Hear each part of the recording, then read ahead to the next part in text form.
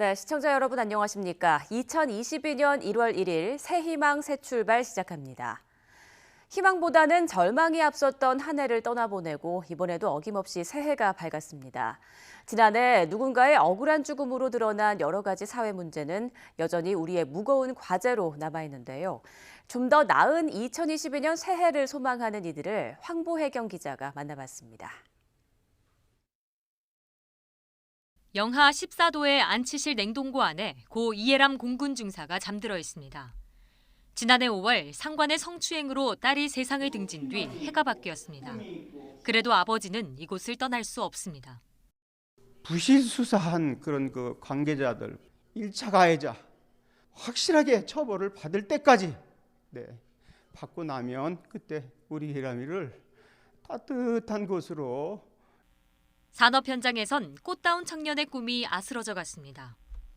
지난해 4월 평택항 부두에서 자식을 잃은 아버지. 해가 바뀌어도 아들은 23세 머물러 있듯 산업 현장엔 여전히 위험이 도사리고 있습니다. 제대로 실행을 하지 않으면 그건 무슨 소용이 있겠습니까? 중대재해 기업들은 거기에 당하는 벌을 주시고. 지난해 여름에 발생한 이천 쿠팡 물류센터 화재. 고 김동식 소방경의 안타까운 순직과 함께 열악한 노동 현실이 여실히 드러났습니다. 안전 불감증이란 말이 식상할 정도로 사고가 빈번하지만 새해에도 안심하긴 이릅니다. 그 이후에 화재 예방 3법이 재개정되긴 했지만 매번 법규 손질에 나서기보다는 이를 현장에서 제대로 지키는지 철저히 관리 감독하는 것이 중요하겠습니다. 성난 부동산 민심에 기름을 부은 LH 직원 투기와 대장동 개발 특혜 의혹, 시민들의 분노는 더욱 타올랐습니다. 새해엔 내 집 마련이 가능할까? 아직은 물음표입니다. 서울에서 산지 한 10년 이상 됐는데 아무래도 그 집을 이렇게 마련하려고 할 때마다 항상 그 집값이 훨씬 많이 폭등을 하고 있고요. 끝날 듯 끝나지 않는 코로나19 위기로 자영업자들의 속은 타들어갑니다. 올해는 한 줄기 희망의 빛을 기대해봅니다. 자영업자들이 제일 힘든 한 해가 되었다고 생각을 합니다. 국민들은 힘들지만 좀 더 정부 시책에 잘 위기의 최전선에서 싸우는 이들의 노력이 있기 때문입니다. 치료제도 나오고 그러고 있다 보니까 이제 조금 더 희망을 갖고 조금 더 힘써서 새해엔 최소한 마주보고 수업하고 대화할 수 있길 기대하는 이들도 있습니다. 바로 대면 수업을 하거나 이렇게 MT를 가거나 그러면 좋을 것 같고. 간호학과를 온라인 실습으로 요새 실습을 많이 하는데 직접 병원으로 가서 실습할 수 있으면 좋을 것 같아요. 아픔과 절망이 가득했던 지난해. 올해는 치유와 희망으로 채울 수 있길 간절히 소망해봅니다. 코로나가 물러가고 좀 더 밝은 세상이 와서 전 국민이 행복해졌으면 좋겠습니다. YTN 황보혜경입니다. 예부터 호랑이는 그림이나 부적 등에 새겨져서 나쁜 기운, 즉 액을 막는 수호신 역할을 해왔습니다. 이민년 새해 호랑이의 용맹함과 기운이 널리 퍼져서 코로나19를 극복하는 한 해가 되기를 기대합니다. 이어서 김현우 기자가 보도합니다. 범 내려온다, 범이 내려온다, 장님 깊은 골로 대한 짐승이 내렸다. 범은 얼숭덜숭. 조선 후기 어린 남자아이들이 쓰던 호건입니다. 호랑이 호자 그대로 호랑이의 눈과 눈썹, 수염을 수놓았습니다. 호건은 병이나 사고 같은 액을 막고 호랑이처럼 용맹하게 자라기를 기원하는 의미를 담았습니다. 이처럼 호랑이는 예로부터 나쁜 애군을 막고 사람과 마을을 지켜주는 수호의 상징으로 여겨졌습니다. 혼례를 마친 신부가 시댁에 타고 가던 가마 위에 호랑이 가죽이나 덮개를 씌웠고 상여 장식에도 사용돼 저승 가는 길을 지켜주는 수호신 역할을 했습니다. 천연두를 호환 마마로 부를 만큼 호랑이는 공포와 두려움의 대상이었지만 역설적으로 든든한 수호신으로 의미가 확장되면서 소원을 들어주고 나쁜 것을 물리쳐주는 숭배의 대상이 되기도 했습니다. 이런 의미로 86 아시안게임과 88 서울올림픽, 2018 평창 동계올림픽까지 호랑이는 우리나라가 유치한 국제대회를 알리는 마스코트였습니다. 호랑이는 예전부터 용맹함 때문에 우리 민속에서 마을을 지켜주거나 우리 가정을 지켜주는 소시적 역할을 많이 하였습니다. 그래서 이번 전시에서는 그것과 관련한 내용들을 알아볼 수 있는 전시품으로 꾸렸습니다. 질병이나 사고로부터 생명을 보호해주는 호랑이의 상징적 의미는 궁궐에서도 찾아볼 수 있습니다. 경복궁 근정전에는 사신 중 하나인 백호 석상이 자리 잡고 있는데 서쪽의 나쁜 기운을 막는 역할입니다. 궁궐을 보호해주고 임금님을 보호해주고 그리고 우리 국가를 보호해주는 그런 의미를 갖고 있다고 생각하시면 되겠습니다. 호랑이의 용맹함에 기대어 액을 막고자 했던 그 옛날 조상들의 희망처럼 검은 호랑이해를 맞아 호랑이가 코로나19를 극복하는 수호신이 돼주길 시민들은 기원하고 있습니다.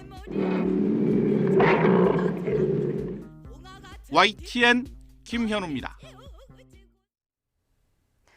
더불어민주당 이재명 대선 후보는 일상 회복을 위한 코로나19 극복을 위해 노력하겠다고 약속하면서 더 나은 내일이 기다려지는 나라를 손잡고 함께 만들어가자고 밝혔습니다. 이 후보의 신년사 직접 들어보시죠. 올해는 마음이 많이 무겁습니다. 코로나19 위기가 2년 가까이 지속되면서 모든 국민이 힘겨운 시간을 보내고 계십니다. 이 위기를 하루빨리 극복하고 모두가 일상의 평화를 회복할 수 있도록 더욱 노력하겠습니다. 올해는 우리나라의 미래를 결정하는 중대한 분기점입니다. 극한적인 경쟁 때문에 친구끼리 적이 되지 않아도 되는 나라, 실패해도 다시 도전할 수 있는 나라, 오늘보다 더 나은 내일이 기다리는 나라, 그런 나라를 손잡고 함께 만들어가면 좋겠습니다. 국민의힘 윤석열 대선 후보는 지난 한 해 우리를 힘들게 했던 코로나19를 이겨내고 국민이 행복한 새로운 대한민국의 길을 함께 열어가자고 당부했는데요. 윤 후보의 신년사도 들어보겠습니다. 존경하고 사랑하는 국민 여러분, 2022년 이민년을 밝히는 희망의 태양이 솟았습니다. 새해 복 많이 받으십시오. 지난 한 해는 우리 모두 코로나로 참으로 어렵고 힘든 시간이었습니다. 올해는 힘을 모아 코로나를 이겨내고 국민이 행복한 새로운 대한민국의 길을 함께 열어갑시다. 올 한 해 가정에 늘 건강과 행복이 가득하시기를 진심으로 기원합니다. 감사합니다. 새해를 맞아 정의당 심상정 대선 후보는 시민의 삶이 선진국인 나라를, 또 국민의당 안철수 후보는 더 좋은 정권 교체를 이루겠다는 각오를 밝혔습니다. 함께 들어보겠습니다. 이민년 검은 호랑이해가 밝았습니다. 이 호랑이의 기운으로 올해는 꼭 코로나19 물리치고 우리 국민 모두가 마스크 벗고 모처럼 활짝 웃는 그런 한 해가 되기를 간절히 기원합니다. 시민의 삶이 선진국인 나라 꼭 만들겠습니다.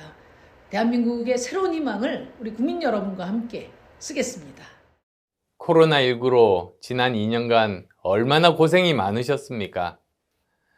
정부의 기가 막힌 무능과 위선 탓에 지난 5년간 얼마나 힘드셨습니까? 정권 교체는 더 좋은 대한민국을 만들 수 있는 시작이자 수단입니다. 저는 반드시 우리 국민께서 원하는 나라를 만들겠다고 다짐합니다. 노정희 중앙선거관리위원장은 올해 치러지는 대선과 지방선거는 민주주의와 지방자치 발전의 중요한 과정이라며 모두의 참여와 화합으로 아름다운 선거를 만들자고 당부했습니다. 노 위원장의 말도 들어보겠습니다. 올해 실시하는 제20대 대통령 선거와 제8회 전국 동시지방선거도 우리나라 민주주의와 지방자치 발전에 매우 중요한 과정이 될 것입니다. 정치적 표현의 자유와 사회적 약자의 참정권을 최대한 보장하여 민주주의 발전과 사회 통합에 기여할 것입니다. 모두의 참여와 화합으로 아름다운 선거, 행복한 대한민국을 만들어 갑시다. 박병석 국회의장은 우리 국민이 코로나19 사태를 극복할 수 있도록 뒷받침하는 신속한 민생 입법을 약속하면서 대선을 치르는 과정에서 국회가 국민 통합에 앞장서겠다고 밝혔습니다. 함께 들어보시죠. 국민 여러분께서 하루빨리 고통의 터널을 지나 소중한 일상을 회복할 수 있도록 올해 국회는 코로나 극복을 위한 민생 입법을 신속히 뒷받침하겠습니다.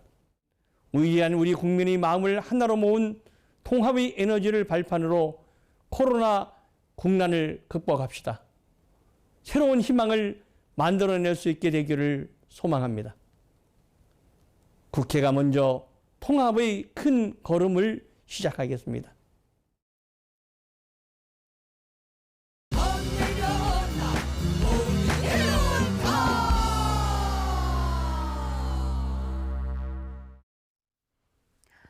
정부가 전망하는 새해 우리 경제 기상도는 비교적 쾌청합니다. 3.1% 성장하고 소비와 투자 수출이 골고루 늘 것으로 내다보고 있는데요. 하지만 기업들은 코로나 사태 불확실성의 먹구름이 여전히 짙다고 보고 있습니다. 보도에 김상우 기자입니다. 세계 경제에 큰 충격을 준 코로나19 사태 3년째. 새해 한국 경제는 소비와 투자, 수출이 골고루 늘면서 3.1%의 성장을 달성할 것으로 정부는 전망하고 있습니다. 골칫덩어리는 물가 상승과 고용입니다. 전 세계적인 인플레이션 우려 속에 국내 물가는 2.2% 오를 것으로 예측됩니다. 고용률은 적극적인 재정 덕분에 지난해보다는 높겠지만 66.9%에 그칠 것으로 정부는 내다보고 있습니다. 결국 믿을 것은 수출입니다. 견인차는 반도체와 조선, 철강, 화학 등 주력 산업입니다. 정부는 원자재 공급망 안정화를 통해서 수출 7천억 달러 시대로 이끌며 코로나 충격에서 벗어난다는 계획입니다. 우리 경제도 완전한 경제의 정상화를 이루며 나아가 포스트 코로나 시대 선도형 경제로의 도약을 위하여 힘차게 달려나가기를 고대합니다. 하지만 단계적 일상 회복이 차질을 빚고 있고 대내외 위험 요인이 산적해서 정부 전망대로 경기를 낙관하기는 어렵습니다. 매출액 기준 600대 기업을 대상으로 새해 첫 달 경기 전망을 조사한 결과 지난달과 달리 부정적으로 보는 기업이 더 많은 것으로 나타났습니다. 특히 중소기업은 상황을 더 좋지 않게 보고 있습니다. 3천여 곳을 대상으로 이달 경기 전망을 조사한 결과 지난 9월 이후 4개월 만에 최악으로 나타났습니다. 변화가 상시화가 됐다 그래서 뭐가 노말이고 옛날처럼 뭐 이런 생각은 이제 완전히 다 버려버리고 이 변화에 살아남는 방법이 뭐냐라고 생각하는 게 이제 이게 노말이다 이렇게 생각할 수밖에 없는 것 같아요. 한국경영자 총협회의 조사 결과를 보면 기업들의 절반 이상이 새해 경영 기조를 현상 유지로 설정한 것으로 나타났습니다. 검은 호랑이 해인 이민년, 한국 경제는 범의 매서운 발톱처럼 무서운 코로나 사태의 먹구름에 여전히 쌓여 있습니다. YTN 김상호입니다. 석 달간 3%대의 고공행진을 이어오던 지난해 소비자 물가가 10년 만에 최고치를 기록했습니다. 고물가는 당분간 계속될 것으로 전망되는데요. 정부는 서민 물가 안정을 최우선 과제로 두고 대응하기로 했습니다. 오인석 기자입니다. 11월 3.8%가 오르며 10년 만에 최고 상승률을 보였던 소비자 물가는 12월에도 3.7%가 뛰었습니다. 3개월 연속 3%대의 고물가 행진이 이어지면서 서민들이 체감하는 장바구니 물가는 한층 버거워졌습니다. 야채라든지 과일이라든지 장을 보러 가게 되면 예전보다 물가가 좀 많이 오른 것 같아서 장 보기가 두려운 그런. 연간 소비자 물가 상승률은 2.5%를 기록했습니다. 2011년 4.0% 이후 10년 만에 최고치입니다. 농축수산물과 국제 원자재 가격 상승, 수요 회복 등이 맞물리면서 물가가 치솟았습니다. 농축수산물은 8.7%가 올라 10년 만에 최고 상승률을 기록했습니다. 달걀과 파, 사과, 돼지고기, 국산 쇠고기 등의 오름폭이 컸습니다. 석유류는 국제 유가 상승 영향으로 13년 만에 최대 폭으로 올랐는데 휘발유와 경유, LPG 모두 두 자릿수 상승률을 기록했습니다. 우유값 상승으로 가공식품도 2.1% 올랐고 집세도 2017년 이후 상승률이 가장 높았습니다. 12월에도 공업 제품과 서비스, 농축수산물 가격이 모두 뛰었습니다. 정부는 당분간 이 같은 물가 오름세가 지속하다가 점차 상승세가 둔화할 것으로 전망하고 있습니다. 오미크론 변이 바이러스와 글로벌 공급망 차질 등은 불확실한 변수로 꼽았습니다. 어려운 물가 여건을 감안하여 정부는 각별한 경각심을 갖고 서민 생활 물가 안정을 최우선 정책 과제로 두고 물가 부처 책임제를 중심으로 총력 대응하겠습니다. 정부는 다음 주 설 민생 안정 대책을 발표하면서 설 성수품을 설 3주 전부터 공급하기로 했습니다. 장바구니 물가 부담을 완화하기 위해 설 민생 대책은 일주일 앞당겨졌습니다. YTN 오인석입니다. 역대 최대인 44조 2천억 원 규모의 올해 서울시 예산안이 시의회의 문턱을 넘었습니다. 서울시의회는 어제 임시회를 열어 서울시장이 제출한 올해 예산안을 의결했습니다. 지난해 예산 40조 1,562억 원보다 3조 9천억 원가량 늘었습니다.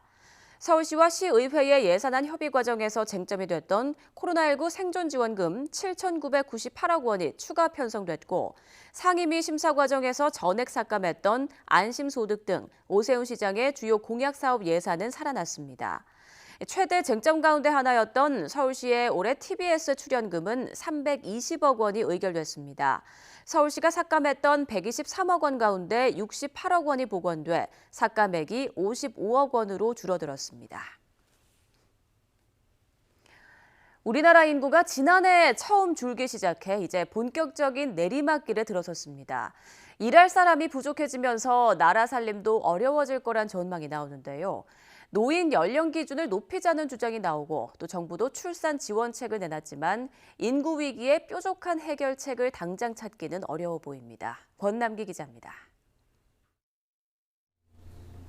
산부인과에 더는 아이 울음소리가 들리지 않고 1년에 한 190여 건 되었는데 점차 감소되면서 2001년도에는 10건 이하로 감소.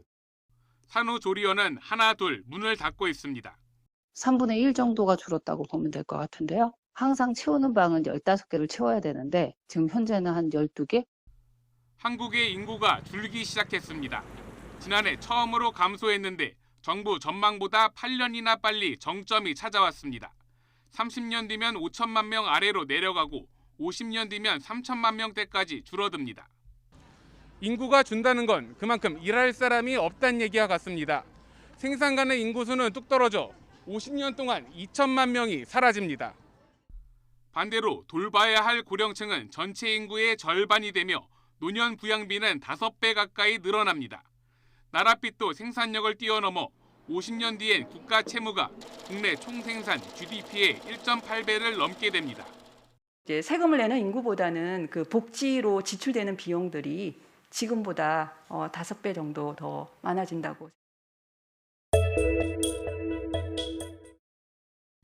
인구 위기를 조금이라도 늦추기 위해 노인의 나이 기준을 높이자는 주장도 있습니다. 몇 살이 노인이냐고 물어봤을 때 대개 72살, 70살가 넘습니다. 정년 연장으로 일할 사람을 늘리는 동시에 노인 우대에 따른 재정 부담을 줄이겠다는 거지만 기업 반발에 세대 갈등까지 시행은 쉽지 않습니다. 근본적인 해결은 출산율을 높이는 겁니다. 지금껏 출산 장려금 등의 단순 지원책은 영명대 출산율이 보여주듯 지난 15년간 200조 원 넘게 쓰고도 실패했습니다. 현재의 고용이나 주거, 교육 여건에서 젊은 세대의 결혼이나 출산을 기대하기는 어렵다는 지적이 나옵니다. 이제는 일을 평생 가져갈 수 있는 걸로 보고 결혼을 쉽게 포기할 수 있는 그런 세대들입니다. 돈 몇 푼 주는 거. 이 정도 정책 갖고는 우리나라 출산율이 정상적으로 회복하는 것은 거의 불가능하다고 볼 수 있는 거죠. 일할 사람을 늘리는 가장 빠른 방법으론 외국인 노동자 유입이 있습니다. 다만 일자리가 빼앗길 것 등을 우려하는 국내 반발을 먼저 해결해야 합니다. 이리저리 살펴봐도 인구 감소 속도를 늦추고 젊은 일꾼을 풍족하게 하는 묘수는 아직 보이질 않습니다. YTN 권남기입니다. 지난 2016년 갑자기 폐쇄된 개성공단은 꽉 막힌 남북미 관계 속에 진전 없이 또 새해를 맞게 됐습니다. 해가 갈수록 입주 기업들은 버티기 힘들어지고 있지만 언젠가는 상황이 좋아질 거라는 기대를 놓지 않고 있습니다. 이강진 기자입니다. 개성공업지 위에 들어와 있는 남측 인원들을 전원 처방한다. 그걸 두고 나오는 것이 안타깝고 많은 근로자들이 넘어오고 있습니까? 네, 대부분 개별 차량을 타고 통과하고 있어서 개성을 오가는 길이 막힌 지 벌써 7년째입니다.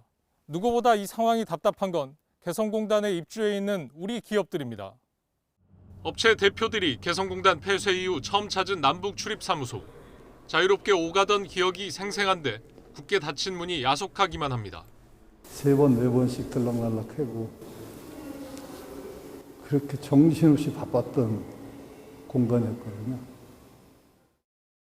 산업활동은 한 거지만 서로 정을 주고받는 공간이었거든요. 기업 125곳 가운데 50여 곳은 대출 연장이 어려울 정도로 사실상 폐업 상태입니다.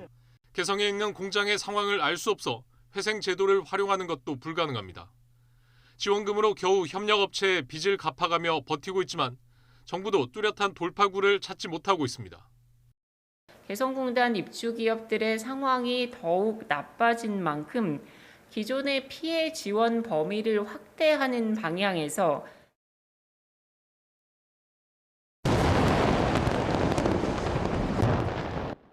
나아질 기미가 보이지 않는 남북관계. 꽉 막힌 북미 사이까지 얽히면서 전망은 밝지 않습니다. 유엔과 미국의 제재가 부분적으로라도 풀려야 되는 점, 또 코로나19와 관련된 백신 협력이 광범위하게 북한과 이루어져야 된다는 점, 그 두 가지가 해결되지 않으면. 그래도 희망을 놓지 않는 개성공단 입주 기업들. 새해에는 기업들 상황도 남북관계도 나아지길 염원하고 있습니다. 내 회사, 내 인생 전부가 갇혀있는 그곳을 계속해서 그리워하고 있는 제2의 실향민이 돼 있어서 우리 기업인들을 현 정부는 하루빨리 구해줘야 합니다. 지금 기업인이 더 이상 버티질 못하고 있습니다. YTN 이강진입니다.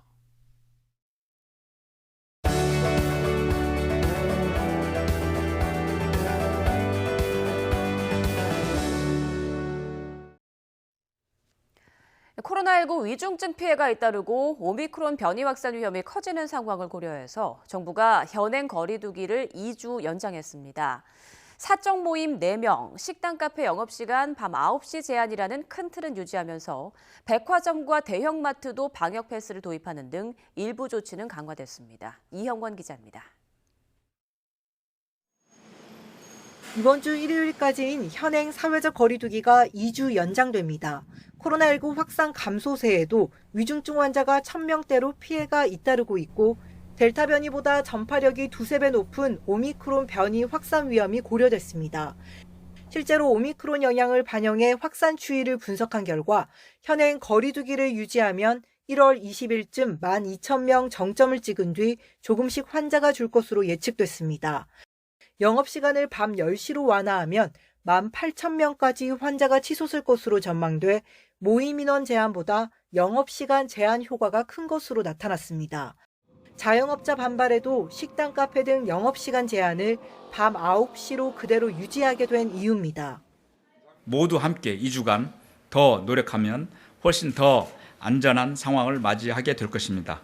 유행 규모는 3~4천 명 수준으로 줄어들 수 있고 위중증 환자도 1,000명 아래로 감소할 것입니다. 오미크론 확산 속도를 최대한 늦추기 위해 일부 방역 조치는 강화됩니다. 그동안 방역 패스를 적용하지 않던 백화점과 대형마트도 앞으로는 백신 접종 증명서나 PCR 음성 확인서를 내야 이용할 수 있습니다. 3,000제곱미터 이상 대규모 점포 2,003곳이 대상으로 준비 기간을 고려해 1월 10일부터 시행하되 계도 기간 일주일이 부여됩니다. 생필품 구매를 위한 필수 이용 시설이지만 식당, 카페와 달리 미접종자 1인 이용을 허용하는 예외는 적용되지 않습니다. 동네에서의 일반적인 슈퍼마켓이나 이런 이 상점들에 대해서는 방역 패스가 적용되지 않고 있기 때문에 이 필수적인 이용에 있어서는 다른 대체적인 수단들이 영화관과 공연장은 밤 10시 영업 제한을 없애는 대신 밤 9시까지 입장을 허용하기로 했습니다. 최대 3시간에 달하는 상영 시간을 고려한 조치로 영화나 공연이 끝나는 시간은 자정을 넘겨서는 안 됩니다. YTN 이영훈입니다. 어제 2021년 마지막 날에도 코로나19 여파로 북적이는 거리 모습은 찾아볼 수가 없었습니다. 연말연식 특수가 사라진 데다 거리두기마저 연장되자 자영업자들은 집단 소송 준비에 나서는 등 반발 수위를 높이고 있습니다. 황윤태 기자입니다. 2021년의 마지막 날. 평소 같으면 사람들로 붐볐을 서울 홍대 입구역 앞 거리가 한산합니다. 점심시간 음식점 안도 텅 비어 있습니다. 일상 회복으로 겨우 조금씩 돌아오던 손님들의 발길은 거리두기 재개 이후 다시 뚝 끊겼습니다. 기대했던 연말 특수는 물 건너갔다고 식당 주인은 분통을 터뜨렸습니다. 코로나 전에 IMF도 있었고 금융위기도 있었고 그랬는데 그때만 해도 사람들이 이렇게 나와서 먹고 마시면서 즐길 거리 보고 이렇게 했는데 지금은 아예 못 나오게 하고 막아버리니까. 헬스장도 힘들긴 마찬가지. 방역 패스에 밤 9시 영업 제한까지 더해지면서 새해맞이 신규 회원 모집조차 녹록지가 않습니다. 직장인분들 이제 등록하시면 좀 더 저렴하게 해드리고 이런 이제 이벤트를 마련을 했었는데 지금 하나도 하지 못하는 그런 경우가 생겨버렸죠. 마스크 많이 쓰고 잘 쓰고 오히려 식당 카페 이런 데보다도 훨씬 더 마스크를 오히려 사실 못 벗어서 어떻게 보면 더 답답하게 느껴지는 장소 중에 하나인데. 재래시장 상인들은 거리두기 조치가 설 연휴까지 이어질까 노심초사입니다. 대목을 하면 미리서 돈을 갖다 줘야 되거든. 근데 물건 뛸 돈이 없어 지금. 대목 전에 좀 안 해줬으면 좋겠어. 여기에 연말연시를 앞두고 재개됐던 사회적 거리두기가 또 연장되자 자영업자들의 반발은 더 거세게 조직적으로 변하고 있습니다. 한국외식업중앙회 등 7개 단체는 정부를 상대로 집단 소송 참여자를 모집하고 나서는 등 본격적인 행동에 들어갔습니다. 거의 2년이 가까이. 근데 그 동안에 소위 손실에 대한 부분에 대해서는 전혀 고려하지 않고 있기 때문에 사상 초유의 자영업자 집단 휴업 여부를 묻는 찬반 투표도 마무리 단계에 접어들었습니다. 집단 휴업이 성사된다면 다음 주 자영업 단체장들이 모여 집단 휴업 기간과 방식 등을 정할 계획입니다. 또 해가 바뀌며 코로나19 사태는 어느덧 3년 차에 접어드는 가운데 자영업자들의 반발도 집단화하면서 정부와의 갈등은 더욱 고조될 것으로 보입니다. YTN 황윤태입니다. 어제 0시부터 밤 9시까지 코로나19 신규 확진자는 3,768명입니다. 그제 같은 시간보다 581명 적습니다. 수도권이 2,574명, 수도권 외 지역이 1,194명으로 전국 17개 시도에서 모두 확진자가 나왔습니다. 오늘 0시 기준으로 발표될 신규 확진자는 4,000명대를 기록할 것으로 보입니다. 정부가 그동안 논란을 빚은 청소년 방역 패스를 시행하면서 적용 시기를 오는 3월로 한 달 미뤘습니다. 이에 따라 3월부터는 만 12살에서 18살 청소년도 학원이나 독서실 등 다중이용시설을 이용할 때 백신 접종 증명이나 음성 확인서가 있어야 합니다. 교육부는 또 청소년 방역 패스제 시행을 오는 3월 1일로 연기하면서 계도 기간을 1개월 부여해 3월 한 달간은 위반해도 과태료를 부과하지 않기로 했습니다. 코로나19 새 변이인 오미크론이 가장 먼저 퍼진 남아공에서 유행이 정점을 찍고 하락세로 접어들면서 새해를 맞은 세계에 희망을 주고 있습니다. 이 오미크론이 번지고 있는 미국은 이달에 정점을 보이겠지만 대부분 증세가 가볍고 먹는 치료제도 공급될 예정이어서 일상 회복이 빨라질 수 있다는 기대가 나오고 있습니다. 이광엽 기자입니다. 남아프리카 공화국 정부가 오미크론 변이 유행이 정점을 지나 하락 구간에 접어들었다고 선언했습니다. 최근 1일 신규 확진자 수가 30%가량 급감하자 야간 통행 금지를 해제했습니다. 오미크론이 지난해 11월 발생 4주 만에 정점에 도달한 뒤 2주 만에 급속히 감소세로 전환한 겁니다. And because below that peak, clinical manifestations have not led to a significant change in the hospital load. 오미크론이 우세종으로 자리 잡은 영국에서는 이 변이에 감염되면 입원 위험이 델타 변이의 3분의 1 수준에 그친 것으로 조사됐습니다. 영국 정부는 코로나19 발생 초기와는 달리 이젠 일상을 대부분 회복했다는 점을 강조했습니다. Particularly about Omicron and the growing numbers in hospitals, we can say one thing with certainty. Our position this December the 31st is incomparably better than last year. 오미크론이 무서운 기세로 확산하는 미국은 이번 달 정점에 이를 가능성이 크지만 유행 기간이 길지 않을 수 있다는 관측도 나옵니다. 미국 백악관 수석 의료 고문인 앤서니 파우치 소장은 워싱턴 포스트와 인터뷰에서 빠른 속도로 오미크론 감염이 정점에 이른 뒤 매우 낮은 수준으로 떨어지기를 희망한다고 말했습니다. 자연 면역과 백신 접종 증가로 오미크론 증세가 비교적 가벼워졌고 먹는 알약, 치료제 공급을 눈앞에도 유행이 금세 꺾일 수 있다고 CNN 방송은 전망했습니다. 하지만 남아공의 경우 젊은 층 인구가 많고 더운 계절이어서 전 세계에 보편적으로 적용할 상황은 아니라는 신중론도 제기됩니다. 특히 오미크론 확산 속도가 너무 빨라 앞날을 예측하기 어렵다는 점에서 이번 1월 고비를 어떻게 넘기느냐가 새 코로나 대응의 가늠자가 될 것으로 보입니다. YTN 이광규입니다. 코로나19로 영화관 방역 지침이 강화되면서 개봉 예정작들이 줄줄이 일정을 연기한 가운데 정면 돌파를 선택한 영화들도 있습니다. 모레부터는 마지막 상영을 저녁 9시에 할 수 있도록 기준을 다소 완화했는데요. 극장가의 전환점이 될지 주목됩니다. 김혜은 기자입니다. 한 호텔을 중심으로 벌어지는 7쌍의 사랑 이야기, 해피 뉴 이어. 한지민, 이동우, 강하늘, 유나 등 14명의 화려한 배우들이 한 영화에 모였습니다. 코로나19 속에 촬영한 영화는 더 거세진 코로나19를 뚫고 개봉했습니다. 방역 지침이 좀 강화돼서 좀 아쉽긴 하지만 굉장히 힘든 시기에 코로나가 없는 청정 지역을 보여드리고 싶은 생각으로 새해 포문은 범죄 영화 경관의 비가 엽니다. 상위 1% 계층의 범죄를 수사하는 경찰들의 이야기로 독전에 이어 경찰 연기에 나선 조진웅, 기생충에서 연기 변신을 한 최우식이 함께 호흡했습니다. 인물의 심리가 상황을 움직이는 그런 영화의 대표적이기 때문에 아마 그런 캐릭터들 보는 재미들이 좀 있지 않을까. 보기 드문 여성 액션 영화 특송입니다. 도심을 질주하는 자동차 추격전에 주력했습니다.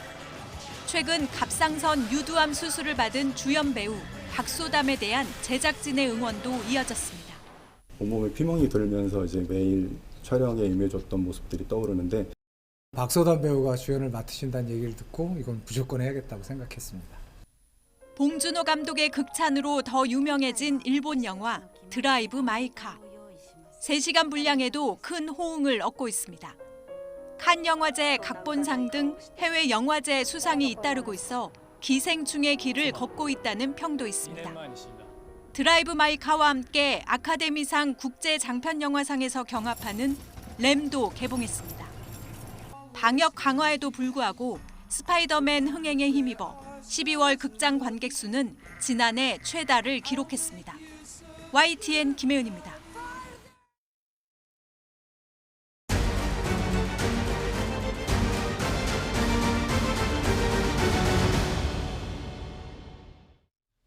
네, 20대 대선이 불과 2달여 앞으로 다가온 가운데 다자구도를 뒤흔들 후보 단일화 논의가 이뤄질 것인지에 관심이 쏠리고 있습니다.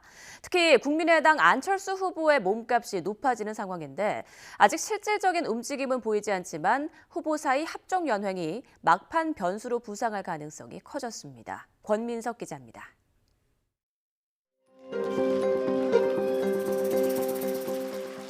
치열한 대선 전국에서 단번에 이목을 집중시키고 대선판을 흔드는 후보 단일화는 역대 대선의 단골 이슈입니다. 덧셈처럼 지지율이 합해지진 않아 성공과 실패 사례가 엇갈리지만 진영 결집 효과로는 이만한 카드가 없습니다. 그러나 이번 대선에선 아직 이렇다 할 움직임이 나오지 않고 있습니다. 이재명 후보가 후보 간 결합보다 범여권 통합을 강조해 열린민주당과 통합이 우선 추진됐습니다. 내친김에 민주당은 국민의당 안철수 후보와도 결합할 수 있다며 연대 가능성을 먼저 꺼내기도 했습니다. 통합정부 또 실용내각 이런 쪽으로 가려고 생각은 합니다. 근데 가능하면 선거 과정에서 그런 연합을 해낼 수 있다면 훨씬 더 낫지 않을까 그런 기대는 하고 있죠. 국민의힘은 안철수계로 꼽히는 김민전 교수가 공동선대위원장으로 합류한 데 이어 단일화의 원론적 입장을 밝혔던 윤석열 후보는 최근 몸값이 오른 안 후보를 향해 소통할 생각이 있다며 좀 더 여지를 열어뒀습니다. 저나 우리 안 후보님이나 이 정권을 교체해야 된다는 그 열망은 마찬가지로 우리 안 후보님도 강하다고 생각을 합니다. 소통을 좀 할 생각을 가지고 있는데요. 반면 대선과 서울시장 선거에서 늘 물러서는 입장이었던 안철수 후보는 강한 완주 의지를 피력하며 일단 단일화의 선을 긋고 있습니다. 저는 단일화에 대해서 어떤 고려도 없다고 이미 말씀드렸습니다. 제가 출마한 이유는 제가 당선되기 위해서 나왔고 제가 정권 교체를 할 겁니다. 안 후보와 제3지대 공조를 추진했던 정의당 심상정 후보 역시 지금은 진보당과 녹색당 등 진보정당 대표 후보 선출에 집중하고 있고 우리 국민들이 사과자라는 후보를 고르고 있어야 하는지 비통한 심정입니다. 더 이상 기득권 후보들이 진흙탕 난투극에 이번 대선이 매몰될 수 없습니다. 여권과 야권 양쪽에 일정 거리를 두고 있는 김동연 새로운 물결 후보도 독자 세력화에 무게를 둔 행보를 이어가고 있습니다. 두 후보에게 국가 경영에 대한 비전이나 나라의 미래에 대한 진정한 고민을 찾아볼 수 있습니까? 하지만 양강 후보의 접전이 계속되는 데다 부동층도 상당한 만큼 대선이 임박할수록 여야 모두 단일화 논의를 구체화할 가능성을 배제할 수는 없습니다. 특히 지지율 부침을 겪는 윤석열 후보를 향해 안철수 후보와 단일화를 요구하는 범보수 진영의 목소리도 갈수록 커질 수 있는 등 후보 단일화 논의가 이번 대선의 막판 변수가 될 것이란 전망이 나오고 있습니다. YTN 권민석입니다. 이재명 더불어민주당 대선 후보는 코로나19 방역과 정책 행보로 2021년 마지막 일정을 마무리했습니다. 방역 조치가 추가로 연장된 가운데 소상공인 손실보상을 위한 새해 추경을 25조 원 이상 마련해달라고 거듭 촉구했습니다. 최하영 기자입니다. 2021년 마지막 날 이재명 후보는 코로나19 전담병원으로 발걸음했습니다. 의료진 파견이 제가 제일 급선무로 정말 요청드리는 바이거든요. 네. 의사, 간호사. 챙겨야 될 것 같은데 인력 수급이 제일 문제예요. 네. 방역을 위해 나서준 민간병원에 고마움을 표하면서 손실이 없도록 지원하겠다고 약속했습니다. 또 누구나 아프면 차별 없이 치료받을 수 있게 하겠다며 대한민국 모든 지역에 공공병원 마련을 공약했습니다. 70개 진료 권역에 공공병원 1개 이상 확보하고 필수 의료 인력도 양성하겠다는 구상으로 국립보건의료전문대학원과 의대를 신설하겠다고 밝혔습니다. 현행 거리두기가 연장된 가운데 이 후보는 정부의 손실보상 지원이 여전히 미약하다고 지적하며 새해 추경 마련을 거듭 요청했습니다. 포퓰리즘 공격에 좀 이렇게 위축돼가지고 25조 원 정도 하자고 이만큼 하자고 이렇게 얘기를 했는데 다행히 윤석열 후보께서 50조 원 지원을 말씀하셨고 최소한 제가 제시했던 금액은 훨씬 넘어서는 규모로. 다만 송영길 대표가 안철수 국민의당 후보에게 잇따라 러브콜을 보내며 대연정, 대통합론을 띄운 데 대해선 지나치게 멀리 간 것이라고 선을 그었습니다. 저희가 고정한 건 아니라는 말씀을 드립니다. 인재 등용과 정책 채택에서 진영에 부족되지 않겠다. 코로나19 방역과 정책을 챙기며 한 해를 마무리한 이재명 후보는 새해 첫날 부산으로 내려가 표심 다지기에 나섭니다. YTN 최하영입니다. 네, 다음 소식입니다. 국민의힘 윤석열 대선 후보는 박근혜 전 대통령을 구속수사한 것과 관련해 당시 공직자로서 법 집행을 한 것이었고 지금은 정치인이라며 국민 통합을 강조했습니다. 또 선대위 내용 수습을 위해 김종인 총괄선대위원장과 이준석 대표가 오찬 회동을 했지만 끝내 빈손으로 끝났습니다. 김승환 기자입니다. 국민의힘 윤석열 후보는 2021년 마지막 일정으로 충북 단양에 있는 사찰 봉축법회에 참석해 불심을 공약했습니다. 박근혜 전 대통령에 대한 질문에는 서울중앙지검장 시절 자신이 했던 수사는 공직자로서의 법 집행이었다고 거듭 해명했습니다. 이어 정치인인 지금은 상황이 다르다며 국민 통합의 정치를 펴겠다고 강조했습니다. 저는 지금 정치인입니다. 정치인으로서 국가를 위해서 다 크게 기여하신 분들에 대한 그 평가, 그리고 국민의 통합, 이런 것들을 저는 지금 생각해야 되는 입장이고. 대구 경북 지역에서 현 정부와 이재명 후보를 향해 원색적인 표현으로 비난을 쏟아낸 것에 대해선 필요한 말이었을 뿐이라고 부연했습니다. 저는 강한 워딩이라고 생각을 안 하고, 민주당이 저를 공격하는 것에 비해서 제가 그렇게 자주 그런 걸 했습니까? 선거대책위원회를 둘러싼 내용은 해를 넘기면서도 수습되지 않았습니다. 이준석 대표가 라디오 인터뷰에서 선대위를 매머드에 비유해 매머드는 틀렸고 말을 새로 뽑아오든지 개썰매를 끌고 와야 한다며 거듭 비판한 이후 김종인 총괄선대위원장과 이준석 대표가 오찬 회동을 했지만 간극만 확인한 채로 돌아섰습니다. 선대위 뭐라고 안 그러면 별로 의미가 없죠. 특기할 만한 입장 변화는 없고 제가 봤을 때는 김종인 위원장과 상황 공유 정도 하고. 윤석열 후보는 현재 상황을 갈등이라고 생각 안 한다고 밝혔지만 이른바 울산 회동 때처럼 극적인 합의가 이뤄지기는 어려워 보입니다. 당대표 없는 선대위 체제는 당분간 이어질 전망인 가운데 윤 후보는 새해 국립서울현충원 참배를 시작으로 공약 발표에 주력한다는 방침입니다. YTN 김승환입니다.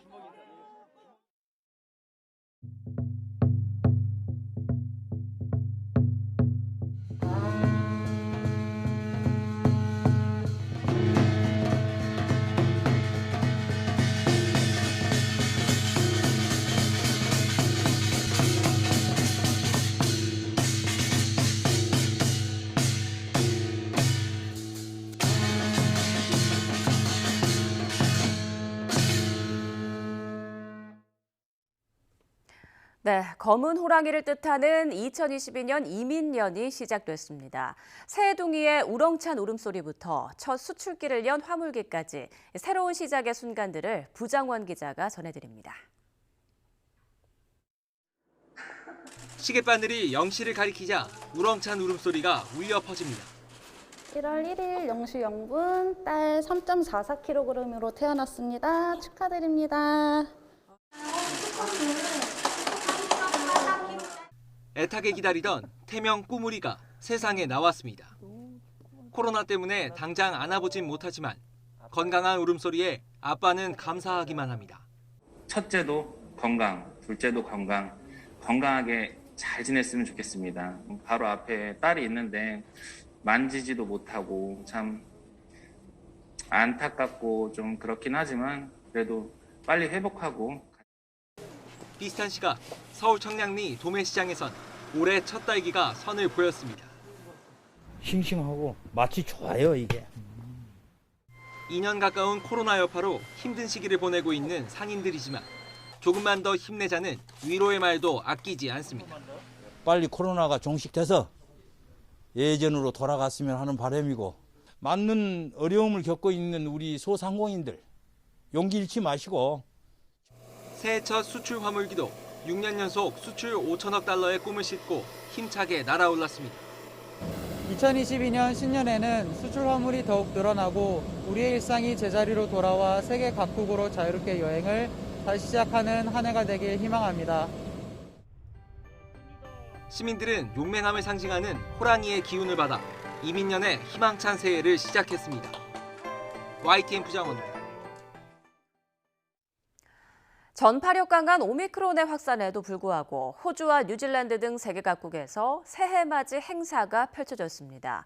지난해는 대부분 국가들이 새해 맞이 행사 자체를 취소했지만 그래도 올해는 코로나 극복의 염원을 담아 불꽃놀이 등으로 새해를 축하했습니다. 강성옥 기자입니다.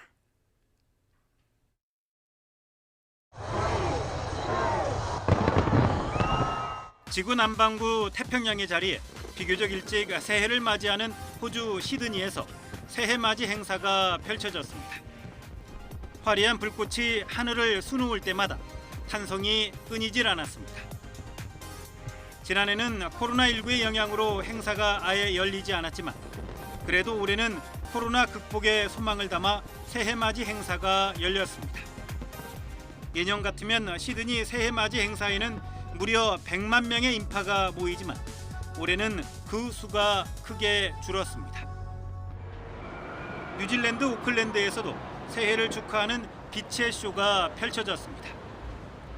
328m 높이의 스카이타워와 하버브릿지 상공에 LED 조명 9만 개가 밤하늘을 수놓았습니다. 오미크론 변이 때문에 연일 코로나 신규 확진자 최다 발생 기록을 갈아치우고 있는 유럽에서도 지난해와 달리 각국에서 새해 맞이 행사를 준비하며 들뜬 모습이었습니다. Para un 2022 con mucho más ánimo y que vayan saliendo mejor las cosas, que no perdamos nunca la esperanza. Feliz año. 북한 평양 김일성 광장에서도 영하 10도의 혹한에도 불구하고 수많은 인파가 모인 가운데 문화 행사와 불꽃놀이로 새해를 맞이했습니다. 공연 출연자들은 마스크를 쓰지 않았지만 구경하는 주민들은 모두 마스크를 쓰고 있었습니다. 핸드폰을 꺼내 공연을 촬영하는 모습도 곳곳에서 눈에 띄었습니다. YTN 강성욱입니다.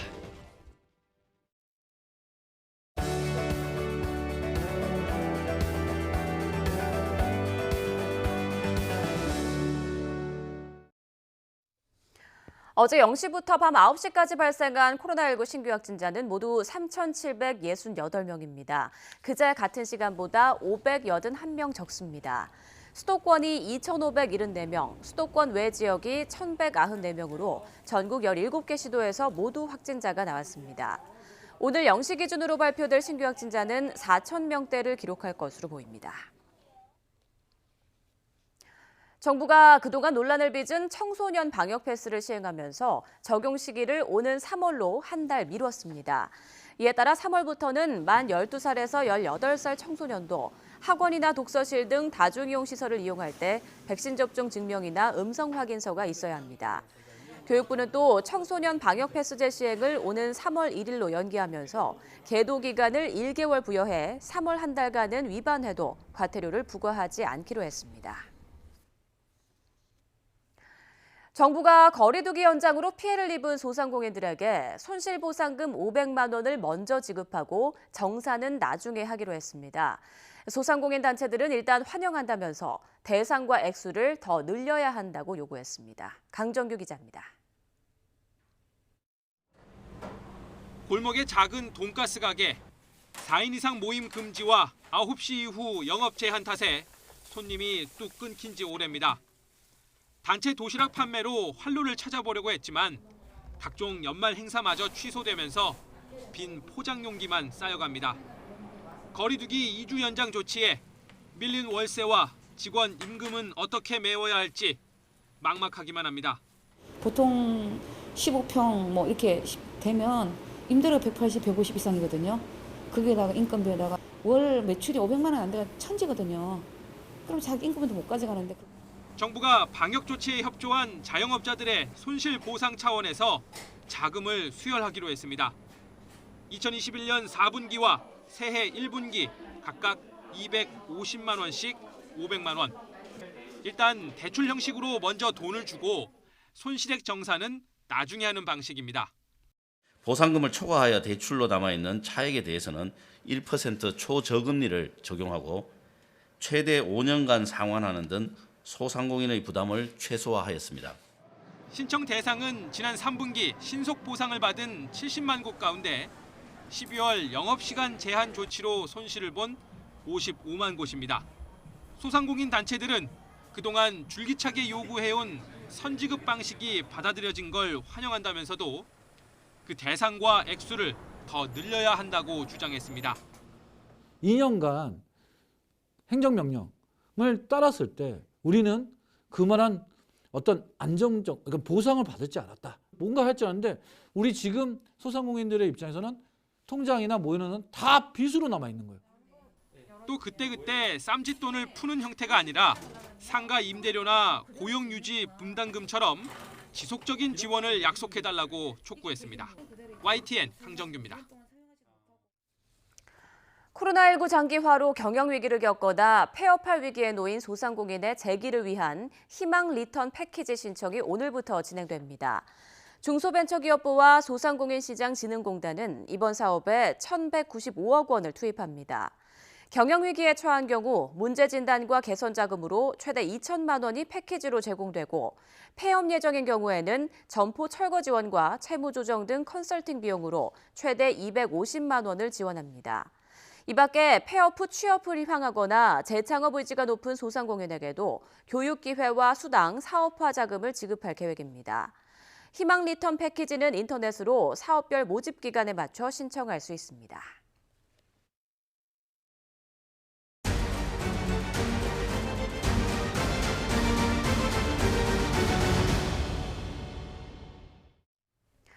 네, 새해에 치러지는 대선이 이제 꼭 67일 앞으로 다가왔습니다. 지금까지는 더불어민주당 이재명 후보와 국민의힘 윤석열 후보가 여론조사에서 엎치락 뒤치락하면서 접전을 벌이고 있는데요.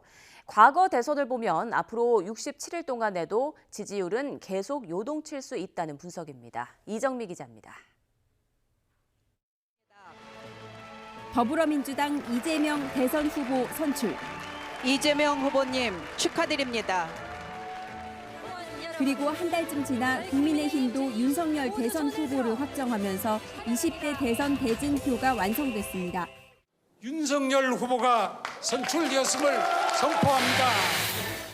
초반엔 윤석열 후보의 지지율이 상승했습니다. 홍준표 의원과의 치열한 경쟁과 승복, 후보 확정에 따른 컨벤션 효과를 누린 겁니다. 하지만 2주 정도 지나자 그 효과가 사라지며 양강 접전 구도가 형성됐습니다. 이후 이재명 후보는 아들의 불법 도박 의혹, 윤석열 후보는 배우자의 허위 경력 의혹에 당내 갈등까지 불거지며 지지율은 출렁였습니다. 참으로 죄송하다는 말씀을 드립니다. 심려를 끼쳐드려 죄송합니다. 그러면서 제3의 후보인 국민의당 안철수 후보의 지지율이 꿈틀거리고 있습니다. 전체 추이를 보면 이재명 후보는 약간의 상승세를, 윤석열 후보는 최근 하락세를 보이고 있습니다. 앞으로 대선까지 남은 시간은 60여일. 5년 전 19대 대선 같은 시기 여론조사를 살펴봤습니다. 당시 문재인 후보는 32%였고 안철수 후보는 9%, 홍준표 후보는 1%에 불과했습니다. 그런데 한 달 만에 안 후보의 지지율이 급상승하며 문재인, 안철수 두 후보의 접전 양상으로 바뀌었습니다. 마지막 한 달에는 안 후보가 하락하고 홍준표 후보의 지지율이 급상승하며 2, 3위 접전이 펼쳐졌습니다. 18대 대선도 마찬가지였습니다. 대선 60여일을 앞둔 시점 당시 박근혜 후보는 40%, 안철수 후보 25%, 문재인 후보는 22%였습니다. 하지만 안철수, 문재인 후보의 지지율이 뒤바뀌었고 안 후보는 단일화를 거쳐 사퇴했습니다. 이후 문재인 후보의 지지율은 치솟았습니다. 최종 박근혜 후보가 당선되긴 했지만 문재인 후보와의 격차는 60여일 전 18%포인트가 아니라 3.6%포인트였습니다. 이번 20대 대선은 그 어떤 대선보다 변수가 다양하고 부침이 심할 거란 분석이 우세합니다. 실제로 이재명 후보의 대장동 개발 의혹, 윤석열 후보의 가족 수사 등은 아직 매듭지어지지 않았습니다. 모두 완주를 강조하지만 후보 단일화나 정책 연합 등 다양한 합종 연횡도 성사될 수 있습니다. 과거 대선이 보여주듯 60여일은 결코 짧은 시간이 아닙니다. 이번 대선에서도 추가로 제기되는 의혹과 해명, 실수, 그리고 지지 선언과 단일화, 토론 등을 거치며 지지율은 여러 차례 요동칠 가능성이 있습니다. YTN 이정미입니다. 더불어민주당 이재명 대선 후보는 새해 첫날 부산으로 내려가 대한민국 수출입 전초기지인 부산신항을 방문합니다. 이 후보는 오늘 오전 국립서울현충원을 찾아 참배한 뒤 곧장 부산신항으로 내려가 오후부터 지방 일정을 소화합니다. 이 후보는 첫 출항에 나서는 초대형 국적 원양 선박의 선원들을 격려하고 대한민국의 중심으로 성장하는 부산에 대한 메시지를 발표할 예정입니다. 이어 경남 양산의 통도사를 방문해 대웅전을 참배하고 중봉 성파 대종사를 예방합니다. 국민의힘 윤석열 대선 후보는 새해 첫 일정으로 컨테이너 하역 현장을 찾았습니다. 윤 후보는 오늘 새벽 0시 인천신항 컨테이너 하역 현장을 찾아 항만 근로자들을 격려하고 애환을 들었습니다. 윤 후보 선대위는 경제발전의 견인차이자 대외교육의 최전선 현장에서 새해 첫 민생행보의 포문을 연다는 의미가 있다고 설명했습니다.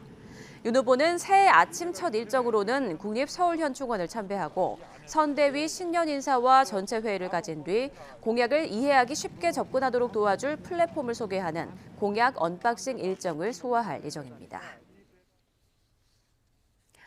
정의당 심상정 대선 후보는 오늘 오전 고 노회찬 전 의원과 전태일 열사 등의 묘역이 있는 마성 모란공원을 참배하는 것으로 새해 일정을 시작합니다. 또 오후에는 파주 보광사에서 시민들과 인사를 나눌 예정입니다.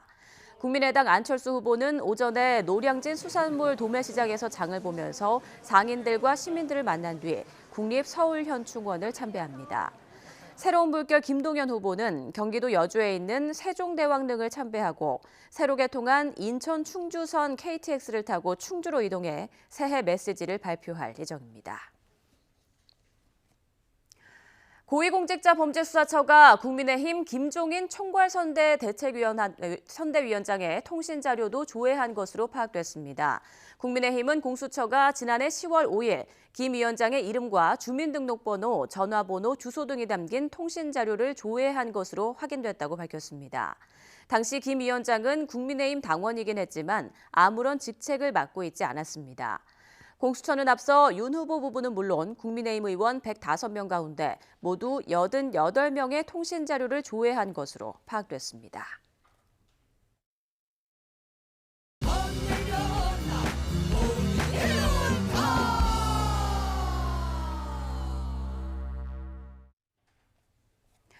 검찰이 피의자를 조사하면 진술 내용을 조서로 남겨서 법원에 증거로 내는데요. 이걸 피의자 신문조서라고 합니다. 그런데 올해부터는 피고인이 동의해야만 이 조서의 증거 능력이 인정됩니다. 수사나 재판에 큰 변화가 예상됩니다. 한동호 기자입니다. 지난해까진 재판에 넘겨진 피고인이 법정에서 내용을 부인해도 검찰에서 진술한 피의자 신문조서를 증거로 쓸 수 있었습니다. 재판의 효율성을 위해서인데 검찰이 자의적으로 조서를 꾸밀 수 있고 피고인 방어권이 제대로 보장되지 않는다는 비판을 받았습니다. 개정된 형사소송법이 시행되는 올해 1월 1일부터는 달라집니다. 이젠 피고인이나 변호인이 재판에서 그 내용을 인정할 때만 조서를 증거로 활용할 수 있습니다. 피고인 측이 내용을 부인하면 조서는 증거로서 휴지 조각인 셈입니다. 이미 기소된 사건은 제외하고 지금부터 기소된 사건들에 적용되는데 재판과 수사 단계에서 적지 않은 변화가 예상됩니다. 피고인이 부인하면 재판부가 신문조서에 적힌 주요 내용을 일일이 피고인에게 물어야 해 지금보다 재판이 길어질 수밖에 없습니다. 전화금융사기처럼 범죄 현장이 외국에도 있는 사건은 국내에서 붙잡힌 공범 진술만으론 사건의 실체를 밝히기 어렵습니다. 조직범죄 역시 과거엔 공범 진술을 증거로 다른 공범의 혐의를 소명했지만 이젠 법정에서 돌연 마음을 바꾸면 혐의 입증이 더 까다로워집니다.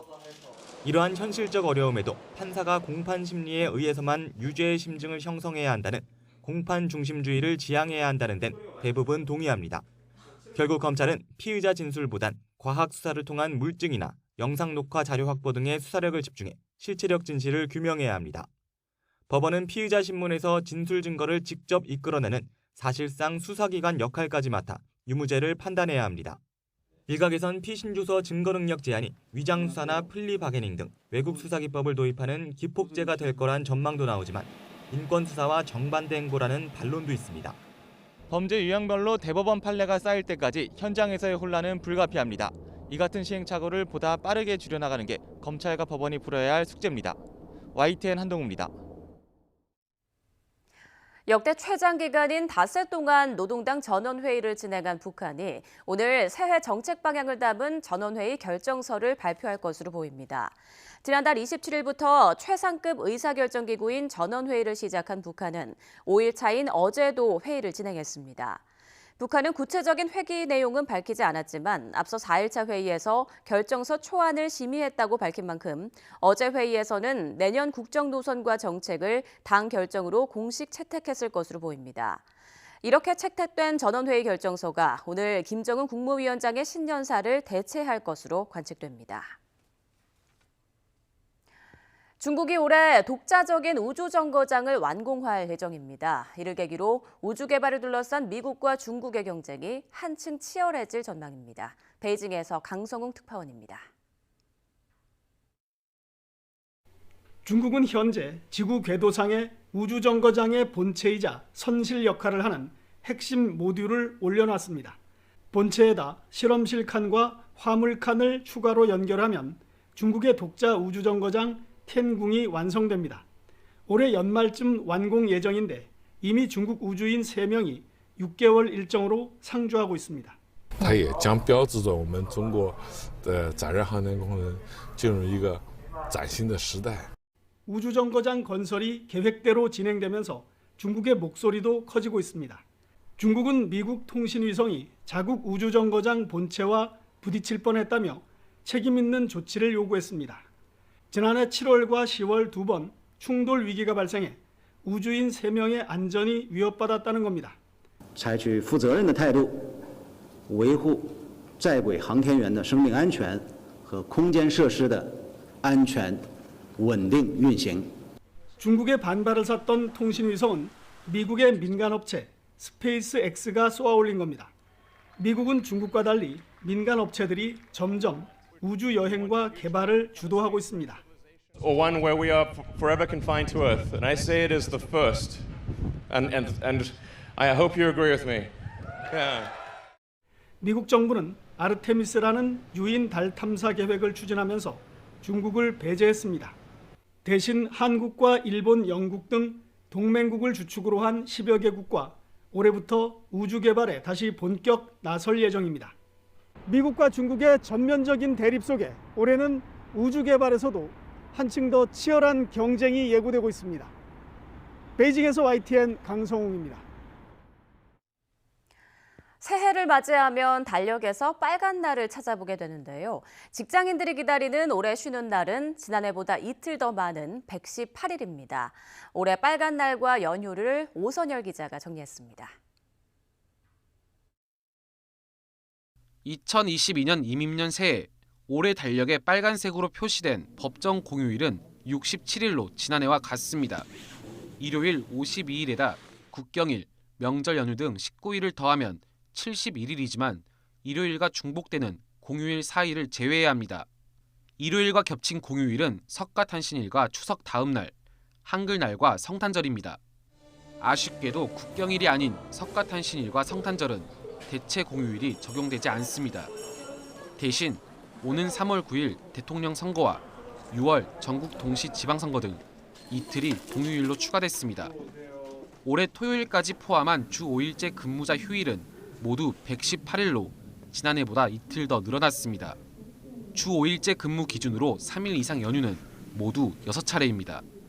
가장 긴 연휴는 설 연휴로 이번 달 29일부터 다음 달 2일까지 이어집니다. 설 연휴가 끝나는 3일과 4일에 휴가를 내면 최대 9일 동안 쉴 수 있습니다. 또 현충일과 광복절, 개천절과 한글날도 3일 연휴로 주 4일제 기분을 만끽할 수 있습니다. 지방자치단체가 조례로 지정하는 지방공휴일로는 제주특별자치도 4.3 희생자 추념일과 광주광역시 5.18 민주화운동 기념일이 있습니다. 지난해에 이어 올해도 관공서 휴일 규정에 준용해 대체 공휴일을 적용하는 민간 기업이 확대됩니다. 지난해엔 30인 이상 사업장까지 대체 공휴일 유급 휴일을 보장했는데 올해부턴 5인 이상 30인 미만 기업도 관공서 공휴일과 대체 공휴일을 유급 휴일로 적용해야 합니다. YTN 오선열입니다. 올해도 부동산과 관련한 각종 제도가 적지 않게 바뀝니다. 특히 총부채 원리금 상환 비율 DSR 규제가 한층 강화되는데요. 변화하는 제도가 시장에 어떤 영향을 미치게 될지 조태현 기자가 정리했습니다.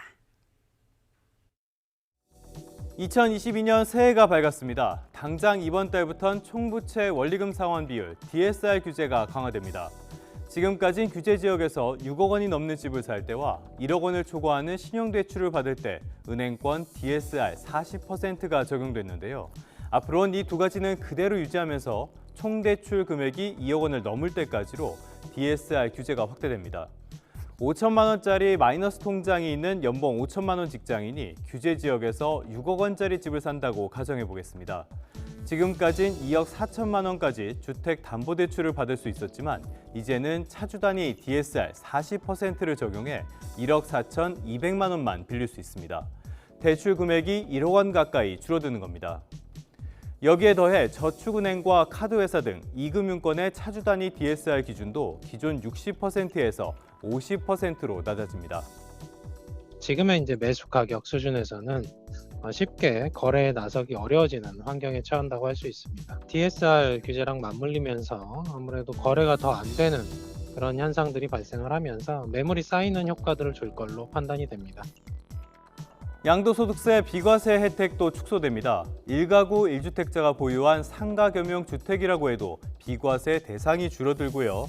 수도권 도시 지역에 있는 주택의 경우 양도세 혜택을 받을 수 있는 부수 토지의 기준이 강화됩니다. 올해는 세금뿐만 아니라 금융 등 다양한 측면의 부동산 제도 변화가 예고돼 있습니다. 다만 대형 변수가 있습니다. 오는 3월에 치러지는 20대 대선인데요. 유력 주자들이 문재인 정부의 부동산 정책을 실패로 규정하고 대대적인 수술을 예고한 만큼 제도의 격변이 불가피할 전망입니다. YTN 조태현입니다. 호랑이 해를 맞아서 뜻깊은 책들이 눈길을 끕니다. 박수용 다큐멘터리 감독이 시베리아 호랑이와 보낸 마지막 1년을 기록한 책을 10년 만에 선보였고요. 또 우리 문화 속에 깃들어 있는 다양한 상징을 집대성한 첫 호랑이 사전도 출간됐습니다. 김태현 기자가 소개합니다. 10년 전 화제작 시베리아의 위대한 영혼의 속편 꼬리로 돌아온 박수용 감독. 그는 이미 다큐멘터리 대신 호랑이 보호 활동과 자연문학의 길을 선택했습니다. 새 책은 수컷 우두머리인 왕대 자리에서 내려온 시베리아 호랑이 꼬리와 보낸 마지막 1년의 기록을 담았습니다. 27년에 걸쳐 2만 시간 넘게 호랑이를 추적해 다큐 영상에 담아냈던 저자는 운명적으로 만난 이 호랑이의 만년을 관찰하며 생각이 바뀌었습니다. 인간과 다른 종은 마지막을 어떻게 맞이하는지, 종을 떠나서 어떤 모든 살아있는 것들이 마지막을 맞이하는 방식이 저는 결국 같다는 느낌이 들더라고요. 2011년 러시아에서 시베리아 호랑이 보호협회를 공동 설립한 저자는 지금도 연해주 라조 보호구에서 활동합니다. 실화를 바탕으로 하는 이 작품은 멸종 위기에 놓인 야생 호랑이의 참혹한 현실을 그대로 보여줍니다. 호랑이들이 70%가 자연사가 아니라 사고사라 죽어요.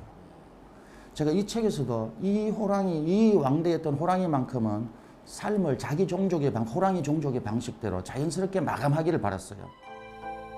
저자는 호랑이의 삶에 개입하지 않은 채 연민을 불러일으키는 생명체의 마음을 헤아리며 사색을 이어갑니다. 국립민속박물관은 국내 첫 호랑이 사전을 발간했습니다. 단군 신화부터 평창올림픽의 수호랑까지 생활 속 호랑이의 상징을 망라했습니다. 이민년 새해를 맞이해서 우리 문화 속에 다채롭게 깃들어져 있는 호랑이의 상징에 대한 해설서로 우리나라 최초의 호랑이 상징 사전을 만들었다는 데 의미가 있습니다. 우리 민속에 나타난 호랑이의 생태, 변천사와 함께 다양한 상징을 체계적으로 정리했습니다. YTN 김태현입니다. 유네스코 세계 자연유산에 오른 전남 순천만에는 겨울만 되면 찾아오는 귀한 손님이 있습니다. 국제 멸종위기종이자 천연기념물로 지정된 흑두루미인데요. 올해는 가장 많은 흑두루미가 날아와서 겨울을 나고 있다고 합니다. 나현호 기자입니다. 아침이 되자 가까운 갯벌에서 날아온 흙두루미들이 들판에 사뿐히 내려앉습니다. 이내 논바닥에 주둥이를 받고 먹이를 먹기 시작합니다. 여러 마리가 동시에 2m 정도 되는 날개를 펴서 날아오르며 화려한 군무를 펼칩니다. 두루미 이런 류들이 이렇게 우리가 옛날부터 되게 이제 좀 성스럽게 이렇게 봤잖아요. 그런 이유가 있는 것처럼 좀 멋있게 보이는 것 같아요. 따뜻한 곳에서 겨울을 나기 위해 멀리 시베리아에서 날아온 흑두루미떼. 지난해 10월 중순부터 순천만에 모이기 시작한 흑두루미는 3,300마리를 넘어섰습니다. 지난 1996년 70마리가 공식 관측된 뒤 매해 기록을 갈아치우고 있습니다. 이런 다양한 생태계는 다양한 먹이 자원이 있을 것이고, 그리고 그런 것들을 필요로 하는 새들이 또 순천만으로 몰려들 수밖에 없겠죠. 다양한 유형의 생태계는 다양한 종의 개체수 증가로 흑두루미가 낮에 먹이 활동을 하는 곳은 다름 아닌 가을거지가 끝난 논입니다. 주민들은 친환경으로 재배한 벽실을 나눠주고 갈대로 울타리를 쳐서 철새들만의 보금자리를 만들어줬습니다. 철새가 특히 늘어나는 게 눈에 띄어요. 해년마다. 단순히 숫자만 늘어난 게 아니라 여기서 그 큰 사고나 또 그 낙오자나 이런 게 죽지 않고 다 돌아간다는 것은 그만큼 여기서 관리도 잘 되고 있고, 자연을 있는 그대로 두려는 주민들의 노력 덕분에 순천만은 사람과 철새가 공존하는 습지로 자리 잡아 가고 있습니다. YTN 나연호입니다. 지난해 문학을 주제로 전국 첫 박람회를 연 전남 목포시가 문화체육관광부의 문화도시로 선정됐습니다. 전국 4대 관광 거점 도시 선정에 이은 쾌거인데요. 구한말 3대항 6대 도시의 영화를 누렸던 목포시는 이제 문화로 제2의 개항을 꿈꾸고 있습니다. 김범환 기자입니다. 낭만 항구 목포에서 펼쳐진 문학의 향연.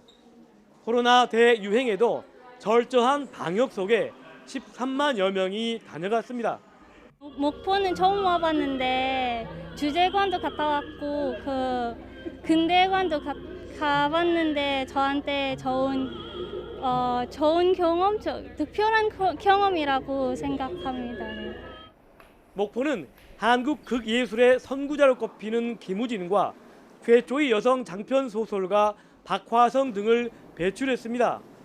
이를 바탕으로 문학을 주제로 한 첫 박람회 개최 등 20여 개 세부 사업에 힘써온 목포시가 문화체육관광부의 법정 문화도시로 선정됐습니다. 문화를 주제로 해서 새로운 개항을 하겠다. 그래서 목포가 문화 항구 도시로 만들어 가겠다. 그런 의미에서 우리 문화를 우리 목포의 새로운 미래 전략 산업으로 끌고 가겠다. 앞으로 목포에는 문화산업의 활성화를 위해 다양한 콘텐츠 개발과 인프라 구축 등 26개 사업에 모두 200억 원이 투자됩니다. 근대 역사문화 자원과 세발낙지 홍어 등 먹거리가 풍부한 목포시는 앞서 전국 4대 관광 거점 도시로 선정되기도 했습니다.